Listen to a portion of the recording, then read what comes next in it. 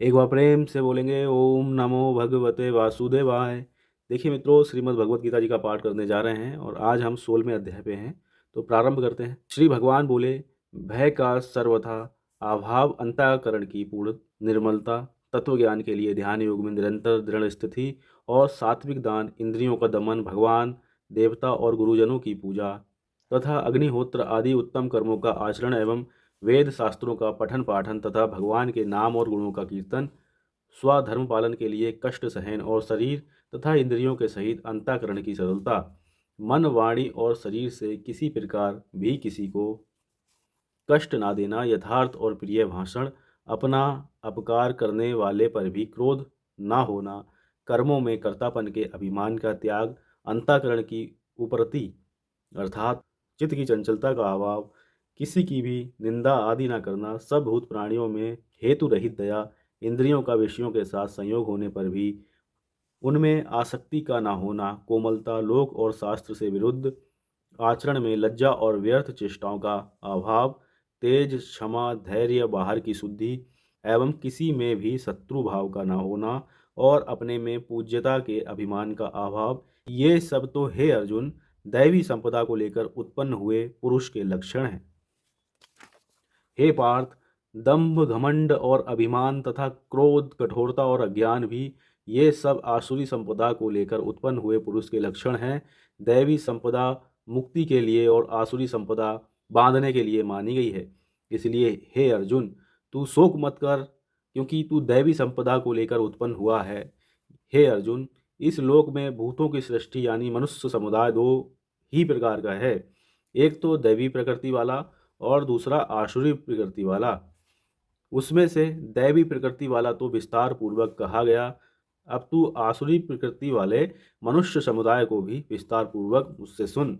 आसुर स्वभाव वाले मनुष्य प्रवृत्ति और निर्वृत्ति इन दोनों को ही नहीं जानते, इसलिए उनमें ना तो बाहर भीतर की शुद्धि है, ना श्रेष्ठ आचरण है और ना सत्य भाषण ही है। वे आसुरी प्रकृति वाले मनुष्य कहा करते हैं कि जगत आश्रय रहित, सर्वथा असत्य और बिना ईश्वर के अपने आप केवल स्त्री पुरुष के संयोग से उत्पन्न है, अतएव केवल काम ही इसका कारण है, इसके सिवा और क्या है।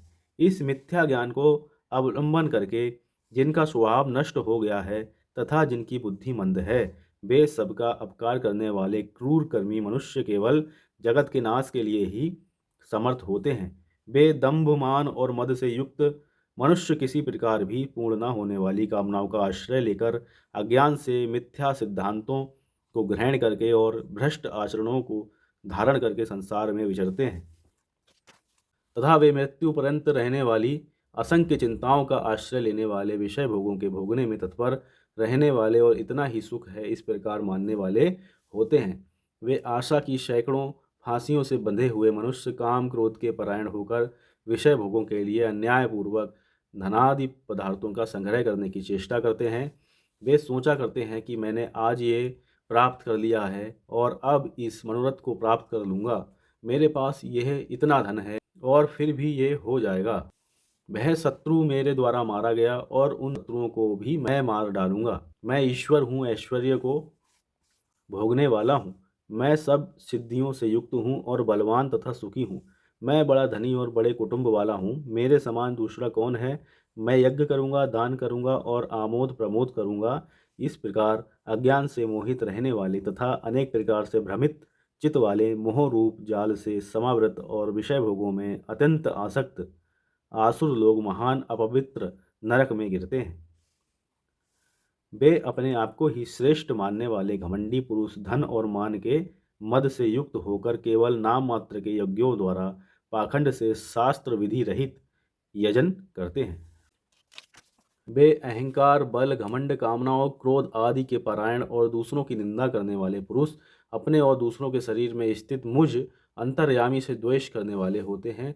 उन द्वेष करने वाले पापचारी और क्रूर कर्मी नराधमों को मैं संसार में बार बार आसुरी योनि में ही डालता हूँ। हे अर्जुन, वे मूढ़ मुझको ना प्राप्त होकर ही जन्म जन्म में आसुरी योनि को प्राप्त होते हैं, फिर उससे भी अति नीच गति को ही प्राप्त होते हैं, अर्थात घोर नरकों में पड़ते हैं। काम, क्रोध तथा लोभ, ये 3 प्रकार के नरक के द्वार आत्मा का नाश करने वाले अर्थात उसको अधोगति में ले जाने वाले हैं। अतएव इन तीनों को त्याग देना चाहिए। हे अर्जुन, इन तीनों नरक के द्वारों से मुक्त पुरुष अपने कल्याण का आचरण करता है, इससे वह परम गति को जाता है अर्थात मुझको प्राप्त हो जाता है। जो पुरुष शास्त्र विधि को त्याग कर अपनी इच्छा से मनमाना आचरण करता है, वह ना सिद्धि को प्राप्त होता है, ना परम गति को और ना सुख को ही। इससे तेरे लिए इस कर्तव्य और अकर्तव्य की व्यवस्था में शास्त्र ही प्रमाण है। ऐसा जानकर तू शास्त्र विधि से नियत कर्म ही करने योग्य है। ओम तत्सदिति श्रीमद्भगवद्गीता सूपनिषत्सु ब्रह्म विद्या योग शास्त्रे श्री कृष्ण अर्जुन संवादे दैवासुर समद विभाग योग नाम षोडशो अध्याय यहाँ पे संपन्न हो रहा है। अब देखिए 17वां अध्याय करेंगे, सप्तदशो अध्याय।